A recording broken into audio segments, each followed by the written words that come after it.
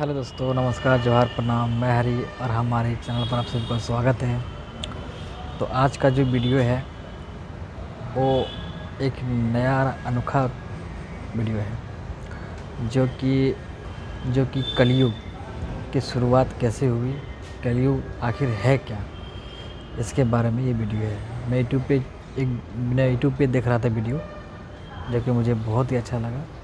तो मैं सोच रहा था कि ये वीडियो आप लोगों तक पहुंचाया जाए, ताकि आप लोग भी जान पाएँ कि कलयुग आखिर है क्या और शुरुआत कैसे हुई। गुजारिश है ये वीडियो पूरा देखें, तभी आप लोगों को समझ में आएगा कि वीडियो है क्या। चलिए, तो देर ना करते हुए वीडियो को शुरू करते हैं। मित्रों, वर्तमान में चारों तरफ फैली इस महामारी को देखकर आप सभी के मन में भी ये विचार आ रहा होगा कि कलयुग अपने चरम पर है और यही जीवन का अंत है। परंतु ये सत्य नहीं है।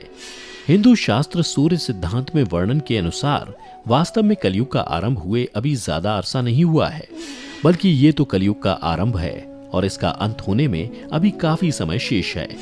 कलयुग का आरंभ कैसे हुआ, इस विषय पर वर्णन हेतु यदि हम अपने हिंदू शास्त्रों और पुराणों, महाभारत, मनुस्मृति, विष्णु स्मृति और सूर्य सिद्धांत जैसे ग्रंथों के पन्ने पलटें तो हमें कलयुग काल के भयावह प्रभाव के बारे में पता चलता है। और ऐसी बहुत सी गाथाएं सामने आती हैं जो कि कलयुग के आरंभ से जुड़ी हैं। इनमें से सबसे प्रसिद्ध गाथा के अनुसार कलयुग का पृथ्वी पर आगमन राजा परीक्षित की एक भूल से जुड़ी है। आइए जानते हैं कि वो कौन सी भूल थी जिसके परिणाम स्वरूप कलयुग न सिर्फ धरती पर आया बल्कि यहीं का होकर रह गया। मित्रों, आज की हमारी ये वीडियो कलयुग के आरंभ से जुड़ी इसी सत्यता को उजागर करती है। वीडियो को आगे बढ़ाते हुए अब जानते हैं उस संदर्भ के बारे में जो कलयुग के आरंभ से जुड़ा सबसे प्रचलित संदर्भ है। जी हाँ, महाराजा परीक्षित से जुड़ी वो गाथा जिसकी चर्चा हमने वीडियो के आरंभ में की थी और जिसके फलस्वरूप ही राजा परीक्षित को पृथ्वी पर कलयुग के डेरा जमाने का जिम्मेदार ठहराया गया है। क्या थी वो भूल, आइए जानते हैं वीडियो के इस भाग में। क्या आपने कभी सोचा है ऐसे क्या कारण रहे होंगे जिसके चलते कलयुग को धरती पर आना पड़ा? महाभारत की समाप्ति के साथ द्वापर युग की समाप्ति के दिन भी समीप आ रहे थे। तब धरती पर अपनी भूमिका पूरी कर रहे भगवान श्री कृष्ण वैकुंठ धाम लौट गए।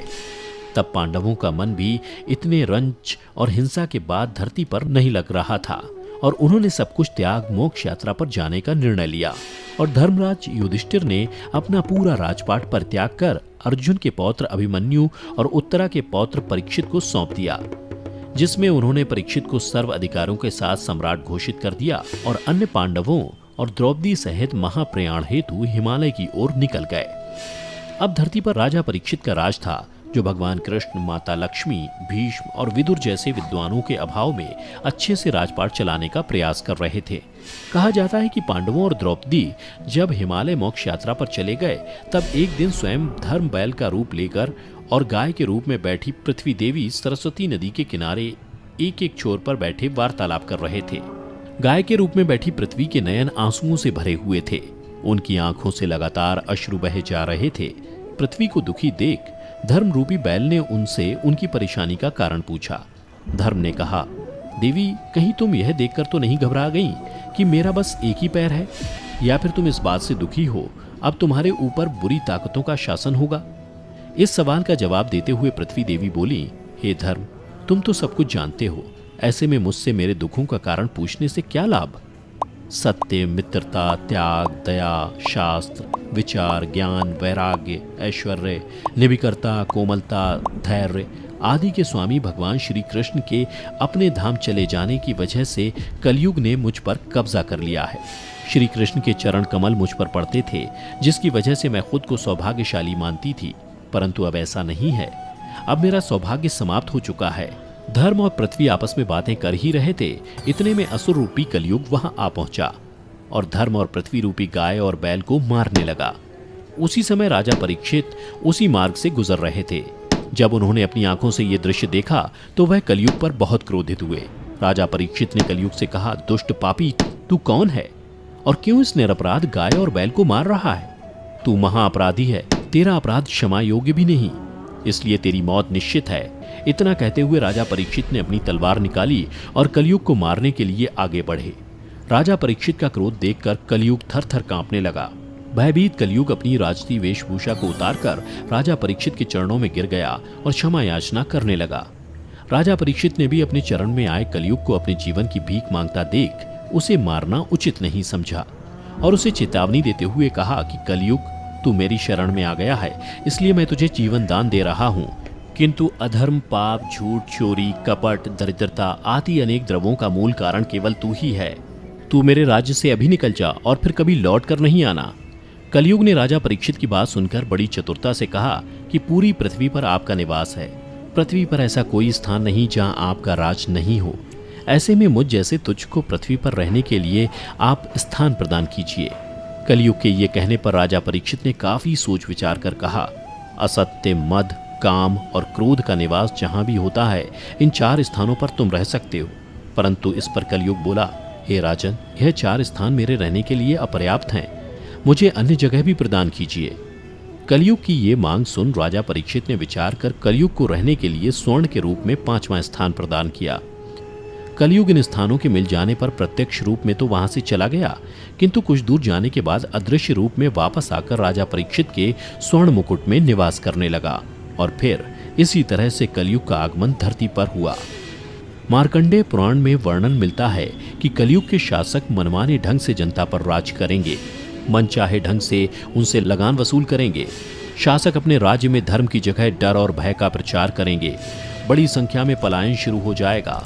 लोग सस्ती चीजों की तलाश में अपने घरों को छोड़कर जाने के लिए मजबूर हो जाएंगे। धर्म को नजरअंदाज किया जाएगा और लालच, झूठ और कपट सबके दिमाग के ऊपर हावी रहेगा। लोग बिना किसी पश्चाताप के हत्यारा बनकर लोगों की हत्या भी करेंगे। संभोग ही जिंदगी की सबसे बड़ी जरूरत बन जाएगी। लोग बहुत जल्दी कस्में खाएंगे और उसे तोड़ भी देंगे। लोग मदिरा और अन्य नशीली चीजों की चपेट में आ जाएंगे। गुरुओं का सम्मान करने की परंपरा भी समाप्त हो जाएगी। ब्राह्मण ज्ञानी नहीं रहेंगे। क्षत्रियों का साहस खत्म हो जाएगा और वैश्य अपने व्यापार में ईमानदार नहीं रहेगा। जीवन में अनुभव कर रहे हर एक बुरी स्थिति के लिए कोसे जाने वाला यह कलयुग किन कारणों की वजह से मनुष्य के किए हर एक कुकृत्य के लिए जिम्मेदार ठहराया जाता है, इसके पीछे का क्या कारण है, किसकी वजह से चाहे किसी व्यक्ति की आपसी द्वेष के कारण हत्या कर दी गई हो, किसी नाबालिग कन्या के साथ दुष्कर्म हुआ हो, अपने ही पुत्र ने माता पिता को घर से निकाल दिया हो, या धन के लोभ में पत्नी ने पति की हत्या कर दी हो, या धन प्राप्ति की लालसा मनुष्य को अपने ही प्रिय को मारने पर विवश कर दे और किसी भले पुरुष की गई भलाई उसी पर भारी पड़ जाए, तो ऐसे में उस दोषी से ज्यादा कलयुग को ये कहकर दोषी ठहराया जाता है कि ऐसा ना होना तो निश्चित था। कलयुग जो है, हर एक कुकृत्य के लिए कलयुग ही जिम्मेदार है। मित्रों, आपने शास्त्रों और पुराणों में युग चक्र के बारे में सुना ही होगा। एक युग लाखों वर्षों का होता है, जो एक चक्र के समान गतिवान है, जिसके फलस्वरूप प्रत्येक युग के समय काल समाप्त होने के पश्चात एक निश्चित समय अंतराल के क्रमानुसार दूसरे युग का आरंभ होना निश्चित है। साथ ही आपको ये भी बता दें कि पौराणिक मान्यता के अनुसार सतयुग लगभग 17,28,000 वर्ष, त्रेता युग 12,96,000 वर्ष, द्वापर युग 8,64,000 वर्ष और कलयुग 4,32,000 वर्ष का बताया गया है। काल गणना के अनुसार 4 युगों की अवधारणा में सतयुग, द्वापर युग, त्रेता युग के बाद चौथा और सबसे अंतिम युग कलयुग ही है। कलयुग का अर्थ है कली की आयु, अंधकार का युग, उपदुख की उम्र या झगड़े और पाखंड की उम्र होता है। कलयुग के इस अर्थ को आप संभवतः वर्तमान में चल रही भयावह स्थिति से जोड़ पा रहे होंगे। वैसे अगर प्राचीन पुराणों को उठाकर देखा जाए तो उसमें इस संसार के अंत को लेकर कई बातें बताई गई हैं। गीता में भी भगवान विष्णु ने कलयुग के आरंभ होने और इस संसार के अंत के बारे में कई बातें बताई हैं। ऐसा बताया जाता है कि भगवान शिव ने विष्णु जी को इस संसार की जिम्मेदारी सौंपी थी और भगवान विष्णु ने ही गीता के कुछ भागों में कलयुग के आरंभ और अंत के बारे में बताया है, और जिसके अनुसार इस संसार के अंत के पीछे का कारण एक महिला को बताया है और कलयुग के आरंभ में कुछ संकेत देते हुए कृत्यों का वर्णन किया है जो आपको कलयुग के आरंभ का संकेत देता है। गीता में वर्णन के अनुसार जब एक स्त्री अपने श्रृंगार रूपी बाल काटने लगेगी, जिस दिन एक बेटा अपने पिता पर हाथ उठा देगा, जब चारों ओर सिर्फ असत्य का बोलबाला होगा और सत्य का कोई महत्व नहीं रह जाएगा, जब स्त्रियां अपने घर में ही सुरक्षित महसूस नहीं करेंगी, लोगों के अंदर से भय खत्म हो जाएगा और उनकी अकाल मृत्यु होना आरंभ हो जाएगी, जो कि बहुत कष्टदायी होगी। गीता में कथित भगवान विष्णु के अनुसार तब समझ लें कि काल रूपी कलयुग आपके दरवाजे पर खड़ा है। आप भी ये सोच रहे होंगे कि ये सभी संकेत तो हमारी वर्तमान स्थिति को कहीं ना कहीं शब्दों के रूप में बयां कर रहे हैं। तो मित्रों, प्रतीक्षा कीजिए, इसका और भी विकराल रूप अभी आना बाकी है। क्या हम सब ने कभी इस बात पर ध्यान दिया है कि ऐसे क्या कारण होंगे जिसके चलते कलयुग को धरती पर आना पड़ा? महान गणितज्ञ आर्यभट्ट ने अपनी पुस्तक आर्यभट्टियम में इस बात का उल्लेख किया है कि जब वह 23 वर्ष के थे तब कलयुग का 3600 वर्ष चल रहा था। आंकड़ों के अनुसार आर्यभट्ट का जन्म 476 ईसा पूर्व में हुआ था। मध्यकाल के भारतीय ज्योतिषियों ने माना है कि कलयुग एवं कल्प के प्रारंभ में सभी ग्रह सूर्य एवं चंद्र को मिलाकर चैत्र शुक्ल प्रतिपदा को रविवार के सूर्योदय के समय एक साथ एकत्र थे। अधिकतर विद्वानों के अनुसार कलयुग का प्रारंभ 3102 ईसा पूर्व हुआ था। इस मान से कलयुग का काल 4,36,000 साल लंबा चलेगा। अभी कलयुग का प्रथम चरण ही चल रहा। कलयुग का प्रारंभ 3102 ईसा पूर्व हुआ था, जब 5 ग्रह मंगल, बुध, शुक्र, बृहस्पति और शनि मेष राशि पर 0 डिग्री पर हो गए थे। गणना की जाए तो 5122 वर्ष कलयुग के बीत चुके हैं और 4,26,882 वर्ष अभी बाकी हैं। श्रीमद् भागवत पुराण में भी इसका वर्णन किया गया है, जिसके अनुसार शुकदेव जी राजा परीक्षित को कलयुग के संदर्भ में चर्चा करते हुए बताते हैं कि जिस समय सप्तर्षि मघा नक्षत्र में विचरण कर रहे थे तब कलिकाल का प्रारंभ हो गया था। कलयुग की आयु देवताओं की वर्ष गणना से 1200 वर्ष की, अर्थात मनुष्य की गणना अनुसार 4,32,000 वर्ष की है। यदि इन चारों कालों में अंतर करने में आपको कोई कठिनाई हो रही हो तो इसका विस्तार करते हुए हम आपको बता दें। नंबर 1, सतयुग। सतयुग में मनुष्य की लंबाई 32 फीट अर्थात 21 हाथ बताई गई है। इस युग में पाप की मात्रा 0% और पुण्य की मात्रा 100% होती है। त्रेता युग। त्रेता युग में मनुष्य की लंबाई 21 फीट अर्थात लगभग 14 हाथ बताई गई है। इस युग में पाप की मात्रा 25% और पुण्य की मात्रा 75% होती है। नंबर 3, द्वापर। द्वापर युग में मनुष्य की लंबाई 11 फीट अर्थात लगभग 7 हाथ बताई गई है।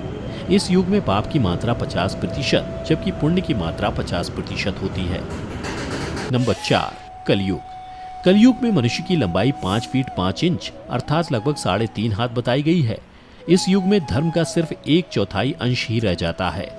इस युग में पाप की मात्रा 75% जबकि पुण्य की मात्रा 25% होती है। मित्रों, हमारे पुराणों में कलयुग की अंत से जुड़ी बातें भी लिखी गई हैं, जिससे संबंधित वीडियो आपको हमारे चैनल द डिवाइन टेल्स पर मिल जाएगी। कमेंट में जरूर बोलें और जो आप मेरी वीडियो पर नए हैं वो चैनल को सब्सक्राइब करें ताकि मैं इसी तरह वीडियो लाता रहूँगा। और लाइक कमेंट शेयर जरूर करें। मेरे छोटे बड़े भाई से सबसे गुजारिश है। तब तक के लिए नमस्कार, जोहार, प्रणाम।